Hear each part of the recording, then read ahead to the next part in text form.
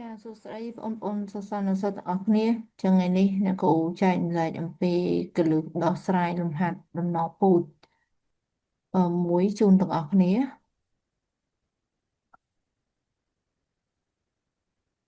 អញ្ចឹងច្បាប់ដំណពូជ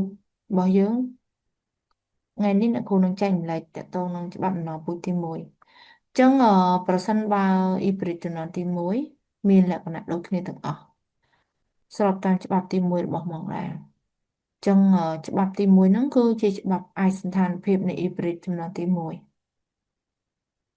អញ្ចឹងបើសិនជាយើងឃើញថាជំនាន់ទី1មានលក្ខណៈដូចគ្នាទាំងអស់វាជាច្បាប់ទី1របស់ម៉ង់ដាអញ្ចឹងយើងអាចសន្និដ្ឋានបានថាមេបាទាំងពីរជាអូម៉ូហ្ស៊ីហ្គូតឬក៏ជាពូជសុទ្ធហើយ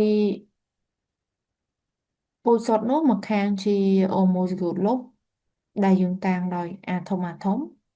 ហើយនឹងមួយទៀតគឺជាអូម៉ូហ្ស៊ីហ្គូតអន់ដែលយើងតាំងដោយអាតូចអញ្ចឹងយើងមកមើលឧទាហរណ៍ជាក់ស្ដែងអញ្ចឹងយើងឃើញថាសណ្ដែកគ្រាប់លឿងប្រកាសជាមួយនឹងសណ្ដែកគ្រាប់បៃតងអញ្ចឹងដោយសារយើងឃើញថាលទ្ធផល F អងគ្រាប់លឿង100%អញ្ចឹងកូនដូចគ្នាទាំងអស់អញ្ចឹងមានន័យថាវាស្របតាមច្បាប់ទី1របស់ម៉ងដែរអញ្ចឹងលក្ខណៈដែលលេចឡើងនៅជំនាន់ទី1គេហៅថាជាលក្ខណៈលុបហើយលក្ខណៈដែលអត់លេចឡើងគឺជាលក្ខណៈអន់អញ្ចឹងយើងអាចតាំងអាធំគឺជាក្របពណ៌លឿងហើយយើងអាចតាំងអាតូចជាក្របពណ៌បៃតងអញ្ចឹងពេលប្រកាសទៅយើងឃើញថាបានអាធំអាតូចអញ្ចឹងជាអ៊ីប្រិតនៅជំនាន់ទី1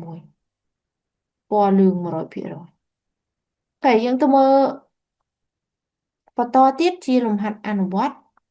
ស្របទៅនឹងច្បាប់ទី1របស់ម៉ង់ដាអញ្ចឹងលំហាត់នេះគឺថាគេបង្កាត់កណ្ដុររោមប្រផេះពូជសុទ្ធជាមួយនឹងកណ្ដុររោមសពូជសុទ្ធនៅចំនួនទី1គេទទួលបានកណ្ដុរប្រផេះទាំងអស់ចូលកំណត់សេណូទីបរបស់កូនចំនួនទី1អញ្ចឹងយើងឃើញថាលទ្ធផលចំនួនទី1គឺប្រផេះទាំងអស់ចាអញ្ចឹង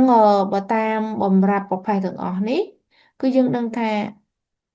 វាស្ថិតនៅក្នុងច្បាប់ទី1របស់មកដែរអញ្ចឹងមេបារបស់វាជាពូជសុទ្ធទាំងពីរមួយជា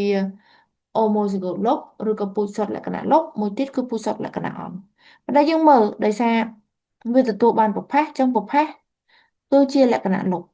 ហើយសប្រកាសជាលក្ខណៈអន់អញ្ចឹងយើងទៅមើលដំណោះស្រាយទាំងអស់គ្នាចឹងដំណោះស្រាយរបស់វាមុនដំបូងគឺយើងត្រូវការស្រង់បំរាប់ចឹងបំរាប់ដែលគេឲ្យមកគឺយើងត្រូវស្រង់ទាំងអស់គេប្រាប់ថាកដោប្រផេះកាត់ជាមួយកដោសអឺចំណុចទី1គឺទទួលបានប្រផេះ100%អញ្ចឹង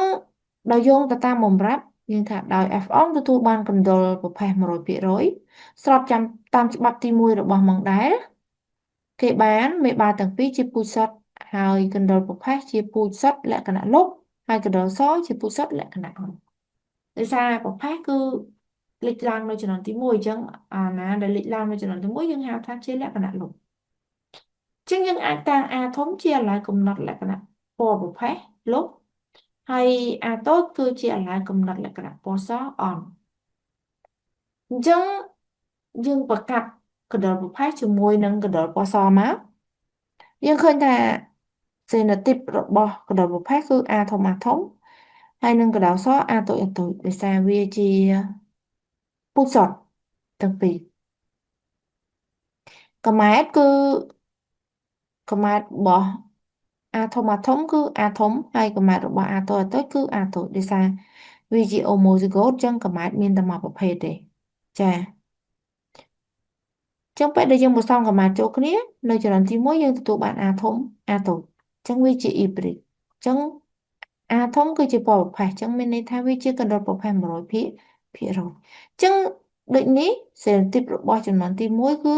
អាធំអាតូចកណ្ដុរប្រផេះ100%ចឹងចំពោះលំហាត់